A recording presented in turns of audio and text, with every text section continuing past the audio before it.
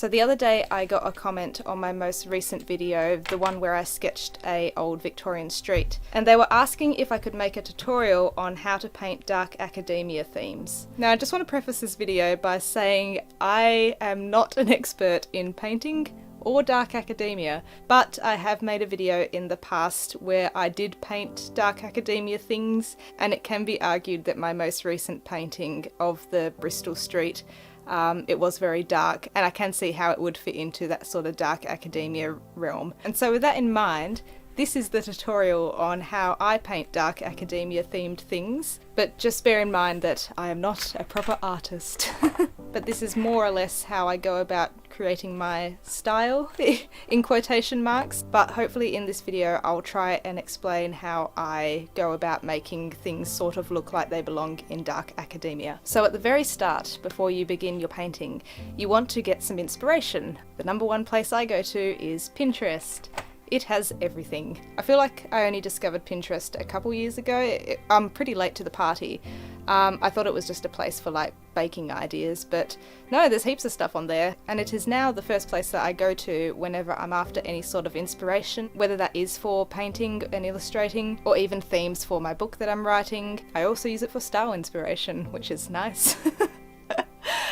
So yeah, Pinterest. Other websites are available. So what I do is I make a board and I scroll through the millions of images on there, and I'm looking for not only dark academia themed images, of which there are plenty, but I'm also looking for things that will be within my level of sketching ability, so nothing too complex, and something that just inspires me, and I look at that and I think, yes, that could easily become an illustration. That's what I do personally, and it makes my life easier. So for this little tutorial I picked out a couple of things. They were mainly building focused.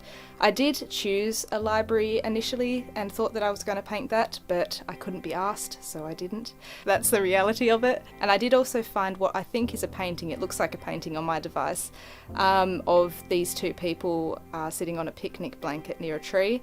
I did make an attempt to paint that. I didn't like how it turned out, so you won't really see it in this video. But yeah, so I picked out things that I wanted to paint. So next step, now that you've got your choices, sketch them. The pencil that I use I think is a 2B pencil, but I do apply it very lightly because I don't really want it to come through once I've applied the watercolour, and I want it easily to rub out as well if I make any sort of mistakes. So I make a very light sketch of what I'm drawing, and I'm putting down just the basic lines of the image.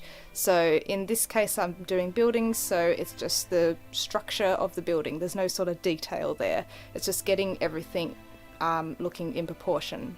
Fun fact though, the first thing that I did try with this tutorial, the proportions were all out, but I thought I'd sort of freestyle it. Once you've got the sketch down with pencil, go over it with ink. I like using the Pigma Micron pens.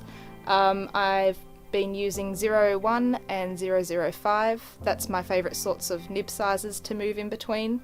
Sometimes I do use 05, which is quite a thick tip, but I use that quite sparingly because sometimes I feel that it's a bit too bold for my images, but choose whatever you like. Just play around with them and you'll find something that sort of suits your style.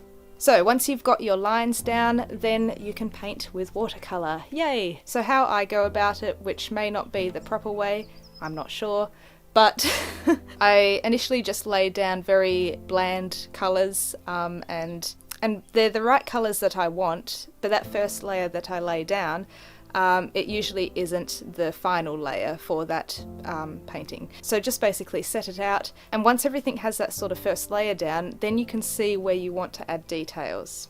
That's how I go about it. So you may think, oh, this corner of a building needs to be a bit darker here, so I'll add another layer on there that darkens it up, and you're sort of starting to add detail to the image. The biggest thing I'd recommend is to just keep trying and practicing, because I know that the more you do it, the more you'll work out what's wrong and what's right in your opinion, like what you want to see in your paintings and what you don't want to see. So for me, I've just sort of found a way that I'm still very much working on, but I found a way on how I want to add detail, and that's usually just adding sploshes of darker tones here and there around the buildings. And once I've done that, I usually go over things with a fine liner again, and I start etching in a bit more detail as well.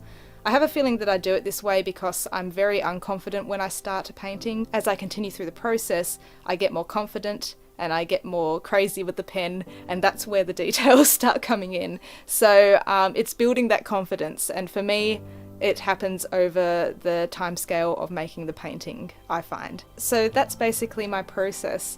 I hope that there's some tips in there.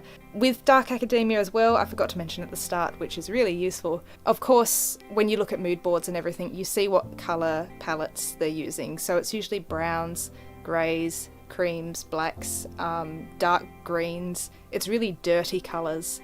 The paints that I've been using a lot in my videos recently have been the Winsor & Newton sets. So in that set I've got black, brown, white, blue, yellow and red, and I just mix those primary colours together and I can get some real dirty, dark looking shades from them. Can you see why I'm not a professional artist? I think these sketches that I did for this video are by no means my best. But I wanted to do them just to sort of show you the process more than, oh look, I've created a masterpiece. I definitely think that the sketch in my last video is probably one of my masterpieces so far. I still really like it. So if you want to see more of a process, I did film all that, so go and have a look at my Bristol painting. I hope this video has been some use and not a complete waste of your time. Thank you very much for watching as always. While I'm recording this video, I'm almost at 100 subscribers. Wow. So if you want to subscribe, please do, and it will make me happy. No, I shouldn't. I shouldn't relate my happiness to subscribers. That's bad. Bad, Anna. Alright, I'm going to go now. I've rambled enough. Thanks for watching. See ya in another video. Bye!